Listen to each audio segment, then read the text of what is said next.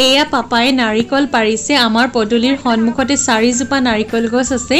বিশ্বকৰ্মা পূজাৰ বাবে নাৰিকল দৰকাৰ হ'ল, সেইবাবে পাপাই নাৰিকল পাৰিছে আৰু ভণ্টিয়ে গৈ পানী জোকাৰি চাইছে আছেনে নাই। যিহেতু এতিয়া বৰ্তমান নাৰিকলৰ বতৰ নহয়, হ'লেও তেনেদৰে কাম চলাব লাগিব। আৰু ভণ্টিৰ কথাটো জানেই, তাই কিমান দুষ্টামি, তাই এইবোৰেই কৰি থাকে ঘৰত।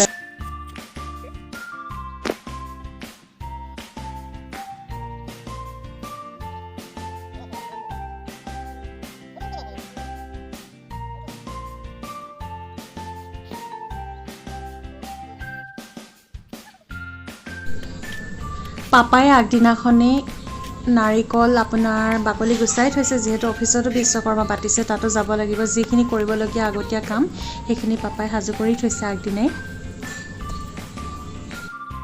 এয়া পাপাই বাৰীত থকা কুঁহিয়াৰ কাটিবলৈ লৈছে আৰু বিশ্বকৰ্মা পূজাৰ উপলক্ষে এয়া আমাৰ বাৰীৰ কুঁহিয়াৰ প্ৰথমবাৰৰ বাবে কাটিছে। সৰুকৈ কৰিছিলে আৰু অলপমান জংঘল হৈ আছে, কিয়নো পাপাৰ অফিচ থাকে, কাম কৰিবলৈ সময় নহয়। আৰু বৰ্তমান যিটো পৰিস্থিতি, আপোনাৰ কাম কৰা মানুহো পাবলৈ টান হৈ পৰিছে। আৰু পাপাই যি পাৰে নিজেই অলপ অলপকৈ কৰে বন্ধ পালে। Hello' guys, good evening to everyone. এতিয়া ইভিনিং 7টা বাজিছে। ভাবিলোঁ এতিয়া মই ব্লগটোকে আৰম্ভ কৰোঁ। আজি দিনটো বিশেষ ব্যস্ততাৰে পাৰ কৰিলোঁ। কাইলৈ যিহেতু বিশ্বকৰ্মা পূজা, পাপাই এইমাত্ৰ বজাৰৰ পৰা বজাৰসমূহ কৰি আহি পাইছেহি। আৰু কাইলৈ বিশ্বকৰ্মা পূজা বুলি মোৰ মনটো এটা বিশেষ ভাল লাগি আছে, কিয়নো আগৰবাৰ আমি বিশ্বকৰ্মা পূজাত ঘৰত থাকিব নোৱাৰিলোঁ আৰু উদযাপনো কৰিব নোৱাৰিলোঁ। আৰু এইবাৰ মহামাৰীয়ে এটা আমাক নতুন সুযোগ দিলে ঘৰতে থকাৰ আৰু পৰিয়ালৰ লগত পূজা ভাগ আয়োজন কৰিবলৈ পাৰিম। আৰু তেতিয়াহ'লে ভিডিঅ'টো কিমানখিনি দেখাব পাৰিম আৰু কিমানখিনি নোৱাৰোঁ সেইটো মই এতিয়াই ক'ব নোৱাৰিম। তেতিয়াহ'লে ভিডিঅ'টো যদি আমাৰ চাই ভাল পায়, স্কিপ নকৰাকৈ শেষলৈকে চাই থাকিব। আৰু যদিহে আজি ভিডিঅ'টো কমপ্লিট কৰিব নোৱাৰোঁ, তেতিয়াহ'লে কাইলৈ পূজাৰ লগত এই পাৰ্টটো এড কৰি দিম, ঠিক আছে? তেতিয়াহ'লে ভিডিঅ'টো আৰম্ভ কৰোঁ ব'লক।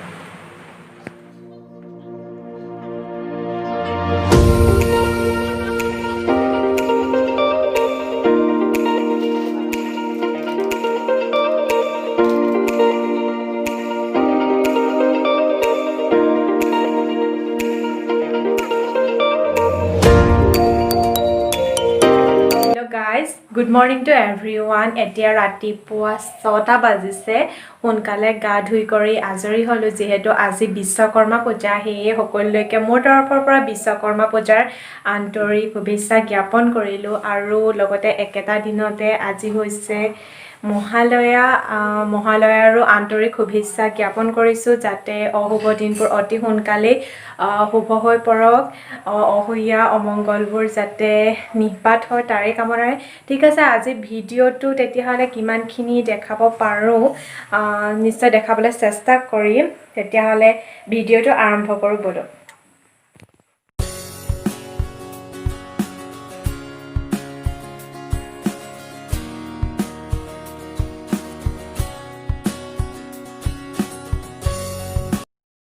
পাপাই অনুষ্টুপীয়াকৈ ঘৰতে পূজা ভাগৰ আয়োজন কৰিছে। এয়া পূজা পৰ্ব আৰম্ভ হৈ গ'ল আৰু বাকী শৰাই ভাগৰ কাম আছে, লাহে ধীৰে কৰি থাকিব।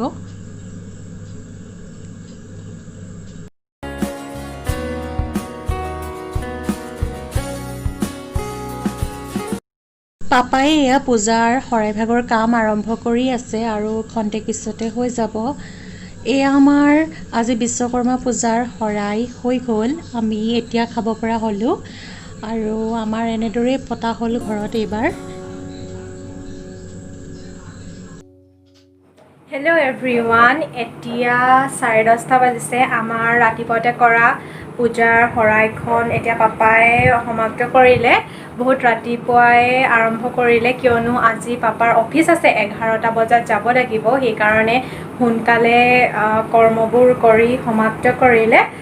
এতিয়া বাক মই অলপ পুৰি বনোৱাত হেল্প কৰি দিলোঁ আৰু তাই বিশ্বকৰ্মা পূজা উপলক্ষে বিভিন্ন ধৰণৰ তৰকাৰী বনাইছে আৰু তাই বনাই খুব বেছিয়ে ভাল পায় মোতকৈ, যিহেতু মই খুব কম বনাওঁ আৰু ইয়াত দিয়া যিসমূহ ৰেচিপি মোৰ বায়ে দিয়ে, মই জাষ্ট কেমেৰাটো ধৰিহে দিওঁ। আৰু পাপাৰ যিহেতু অফিচত বিশ্বকৰ্মা পূজা পাতিছে সেইকাৰণে অলপ আগতীয়াকৈ আমি কামবোৰ কৰিছোঁ। তেতিয়াহ'লে বায়েনো কেনেধৰণৰ কি তৰকাৰী বনাইছে আপোনালোকক দেখাবলৈ ট্ৰাই কৰিম। তেতিয়াহ'লে ভিডিঅ'টো আপোনালোকে চাই থাকক আৰু ভিডিঅ'সমূহ শ্বেয়াৰ কৰিছোঁ আপোনালোকৰ লগত। এয়া মই পনীৰ মছলা কাৰী বনাবলৈ লৈছোঁ। পোনপ্ৰথমে মই পনীৰখিনি ফ্ৰাই কৰি ল'ম। এই পনীৰখিনি 5 মিনিটমান ফ্ৰাই কৰি ল'ম, তেতিয়া কাৰীৰ বাবে বহুত ভাল হয়। আমাৰ পনীৰখিনি অলপমান ৰঙচুৱা নিচিনা হৈ উঠিছে আৰু এতিয়া মই কাঢ়ি থ'ম। মন কৰিব পনীৰখিনি যাতে টান হৈ নাযায়, এইটো কিন্তু বৰ দৰকাৰী কথা, নহ'লে খাবলৈ একদম বেয়া হ'ব। আৰু মই এনেদৰে পিঁয়াজ কাটি লৈছিলোঁ 4টা আৰু এই পিঁয়াজখিনিও মই অলপমান 1 মিনিটমান ফ্ৰাই কৰি ল'ম, যাতে পিঁয়াজৰ কেঁচা কেঁচা গোন্ধটো নাইকিয়া হৈ যায়। এয়া হৈ গ'ল মোৰ ফ্ৰাই কৰা পিঁয়াজ। আৰু এতিয়া মই নহৰু, আদা, জলকীয়াৰ পেষ্ট দিছোঁ আৰু লগত দি দিছোঁ পৰিমাণ অনুযায়ী হালধি। এইখিনি মই গ্ৰাইণ্ড কৰি লৈছোঁ, তেতিয়া পনীৰ খাবলৈ বহুত সোৱাদ হয়। আপোনালোকেও এনেদৰে কৰিব আৰু কৰাসকলেতো জানেই। আৰু মই পনীৰ মছলাটো বহুত চিম্পলকৈ বনাইছোঁ। এতিয়া দিছোঁ অলপমান কাশ্মীৰী মিৰ্চ, ৰেড চিলি পাউডাৰ, 2টা মিক্স কৰি লৈছোঁ। আৰু এয়া দিম বিলাহী পেষ্ট। এইখিনি মই গ্ৰাইণ্ড কৰি লৈছোঁ। বিলাহী পেষ্ট, বিলাহী 4টা লৈছিলোঁ। পনীৰ পৰিমাণ অনুযায়ী লৈছোঁ, এইটো আপোনাৰ কথা, আপুনি দিবও পাৰে নিদিবও পাৰে, মোৰ কিন্তু ভাল লাগে এনেদৰে। আৰু এইখিনি মই অলপমান 2 মিনিটমান এনেদৰে সকলোখিনি মিক্স কৰি উতলাই ল'ম। তাৰ পাছতে দিছোঁ মই ধনিয়া পাউডাৰ আৰু গৰম মছলা, জিৰা পাউডাৰ। এইখিনি পৰিমাণ অনুযায়ী দিম, আপোনালোকেও এনেদৰে দিব। মই গোটেইখিনি আকৌ মিক্স কৰিছোঁ যাতে সম্পূৰ্ণভাৱে লাগি ধৰে সকলোখিনিত এই গ্ৰেভিকণ সুন্দৰকৈ। আৰু এয়া উতল আহিছে, পৰিমাণ অনুযায়ী দিলোঁ নিমখ।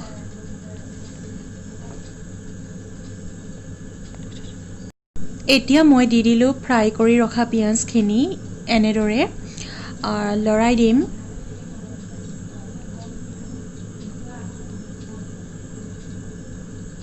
মন কৰিব জুইটো ল' ফ্লেমত ৰাখিব, নহ'লে লাগি ধৰিব। ফ্ৰাই কৰা পনীৰখিনি এতিয়া এড কৰিম। এইখিনি এনেদৰে মই দি দিলোঁ পনীৰখিনি। আৰু এতিয়া পুনৰ লৰাই দিম যাতে গ্ৰেভিখিনিত সকলো পনীৰ লাগি ধৰে আৰু ৰংটো যাতে সুন্দৰ হয়। আৰু জানেই আপোনালোকক কৈ আছোঁ মই গেছটো একেবাৰে ল' ফ্লেমত ৰাখিছোঁ, নহ'লে জ্বলি যাব। পনীৰখিনি উতলি আছে বিলাহীৰ পেষ্টৰ সৈতে। এতিয়া মই পনীৰখিনিত পৰিমাণ অনুযায়ী অলপমান গাখীৰ এড কৰিম, তেতিয়া পনীৰৰ সোৱাদটো ইমান সুন্দৰ হয় নহয়, আপোনালোকেও এবাৰ যত্ন কৰি চাবচোন। মই পনীৰ প্ৰায়ে এনেকৈ বনাওঁ যাতে আপোনাৰ পনীৰ তৰকাৰীকণ বহুত বেছি টেষ্টি হয় খাবলৈ। আৰু পানী দি দিলে পনীৰৰ যিটো সোৱাদ, সেই সোৱাদটো নাইকিয়া হৈ যায়। এতিয়া আপোনালোকৰ আগত মই অন্য এটা ৰেচিপি শ্বেয়াৰ কৰিছোঁ। এয়া পিঁয়াজ, জলকীয়া, আদা, নহৰু মই এনেদৰে দি লৈছোঁ আৰু এইটো হৈছে পামকিন কাৰী ৰেচিপি। এইটো চাবচোন আপোনালোকে এনেদৰে খায়নে। লগত দিছোঁ আপোনাৰ ধনিয়া পাউডাৰ, জিৰা পাউডাৰ, কাশ্মীৰী মিৰ্চ আৰু অকণমান ৰেড চিলি পাউডাৰ। আৰু এইখিনি মই ৰঙালাও এনেদৰে মজলীয়া আকাৰত কাটি লৈছোঁ, ভালদৰে চাফা কৰি দি দিছোঁ। ইয়াত মই কোনো ধৰণৰ আলু ব্যৱহাৰ কৰা নাই, অকল ৰঙালাওখিনিয়ে মই এনেদৰে অলপমান 15 মিনিটমান সময় এনেদৰে ফ্ৰাই কৰি ল'ম। চাব যাতে ৰঙালাওখিনিত মছলাখিনি সুন্দৰকৈ লাগি ধৰে, নহ'লে খাবলৈ সোৱাদটো বেয়া হৈ যায়। এতিয়া ফ্ৰাই হৈ থকা ৰঙালাওখিনিত মই আধা বাটি মচুৰ আৰু মগু দালি মিক্স কৰিছোঁ। আৰু এই পামকিন যিটো মই কাৰী বনাইছোঁ, ইয়াত অকণমান দালি হ'লে বস্তুটো বেছি ডাঠ হয় আৰু সোৱাদটোৰ কথা নকওঁ বাৰু, সোৱাদটো কিমান টেষ্টি হয় আপোনালোকে নিজেই ট্ৰাই কৰি চাব। এইখিনি সিজি উঠাৰ লগে লগে মই অলপমান গাখীৰ এড কৰি দিছোঁ। খাইছেনে বাৰু কেতিয়াবা ৰঙালাওৰ লগত এনেদৰে গাখীৰ দি? মই কিন্তু আমুল গাখীৰ এড কৰিছোঁ, আপোনালোকৰ আপোনালোকৰ ঘৰত যদি গৰু গাখীৰ আছে সেয়াও দিব পাৰে, কোনো কথা নাই। এয়া মোৰ হৈ উঠিছে আৰু এনেকৈ গৰম গৰম পুৰিৰ লগত খাবলৈ বহুত বেছি টেষ্টি হয়। যিসকলে বনাই চোৱা নাই এবাৰ বনাই চাবচোন, কেনে হয় মোক জনাবলৈ নাপাহৰিব। আমাৰ সকলোবোৰ ৰেডি হৈ গ'ল, তেতিয়াহ'লে আমি খাই লওঁ। ভিডিঅ'বোৰ চাই থাকক আৰু কিমান দেখাব পাৰোঁ এতিয়া কৈ নিদিওঁ। ঠিক আছে, তেতিয়াহ'লে চাই থাকক ভিডিঅ'টো। এয়া হৈছে গৰম গৰম পুৰি আৰু এয়া হৈছে জেলেপি, বুনিয়া আৰু এয়া হৈছে পামকিন কাৰী, যিটো মই বনাইছিলোঁ আপোনালোকৰ লগত ৰেচিপি শ্বেয়াৰ কৰিছোঁ। এয়া হৈছে পনীৰ মছালা কাৰী, যিটো শ্বেয়াৰ কৰিছোঁ অলপ আগতে আপোনালোকৰ আগত। এয়া হৈছে কাবুলী চানাৰ তৰকাৰী, যিটো চিম্পলকৈ বনাইছোঁ। এয়া হৈছে বুটৰ চাটনি, যিটো ৰেচিপি আপোনালোকৰ আগত মই শ্বেয়াৰ কৰিছোঁ। ডেছক্ৰিপশ্যন বক্সত লিংকটো দি দিম, চাব পাৰে। আজিৰ থালিখন মই এনেদৰেই সজালোঁ আৰু পৰিৱেশন কৰিলোঁ পূজা বুলি। এয়া হৈছে ৰঙালাও তৰকাৰী, ধৰিব পাৰিছেনে? বায়ে বনাইছিলে তৰকাৰীটো, এতিয়া খাবৰ টাইম হৈছে। মই খাই চাওঁ, টেষ্ট কৰি চাওঁ কেনেকুৱা লাগে, আপোনালোকক ক'ম নিশ্চয়।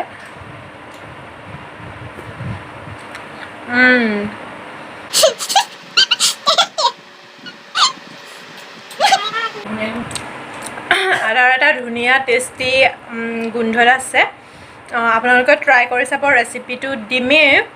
বহুত বেছি টেষ্টি হৈছে আৰু বাকীখিনি কৈ থাকিম আপোনালোকক। চাটনিটো ক'বই নালাগে, মোৰ বহুত বেছি ফেভৰেট হয়। এনেও টেষ্টি হ'বই আৰু, হয়নে? বায়ে বনাইছে, টেষ্টিটো নহ'ব কেলে। এয়া হৈছে পনীৰ মছালা।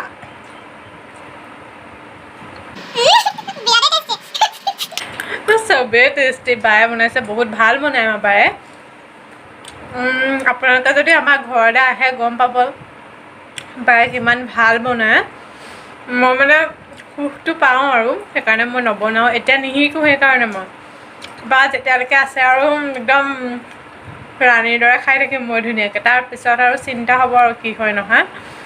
চাই থাকক ভিডিঅ'টো তেতিয়াহ'লে। হাই কৈ দে এনেকৈ। কি খবৰ আপোনালোকৰ? ভালনে আপোনালোকৰ? মই পাপৰি কৈ দিয়া।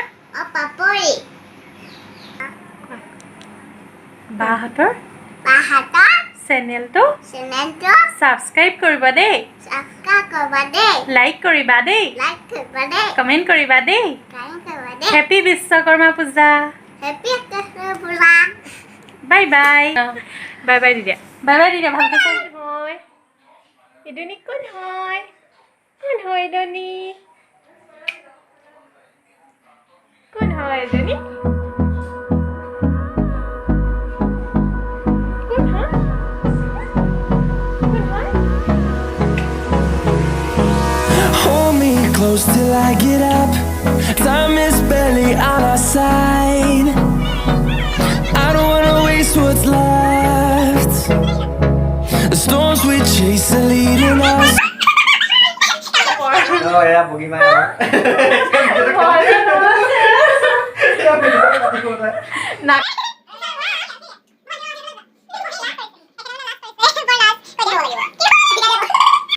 আমাৰ বিশেষ আলহী বহি আছে, হাঁহি হাঁহি মানে কামোৰ দিয়া হয় আৰু মোক।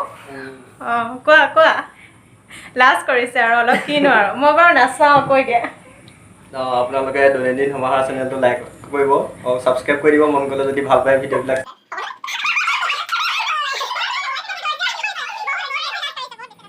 হেল্ল' গাইজ, এতিয়া ৰাতি 10:30 বাজি গ'ল।